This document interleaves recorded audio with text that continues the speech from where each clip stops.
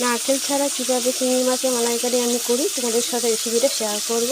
তো চিংড়ি মাছগুলোকে ছাড়িয়ে ভালো করে পরিষ্কার করে ভাজিয়ে দিয়ে দিয়েছি। এরপর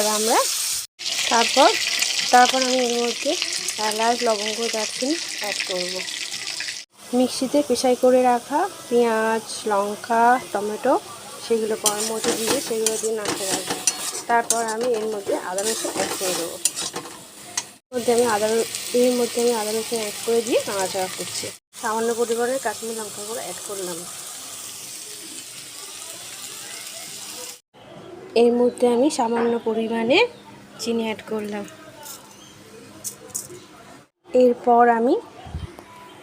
এরপর আমি চিংড়ি মাছগুলোকে অ্যাড করে দেবো।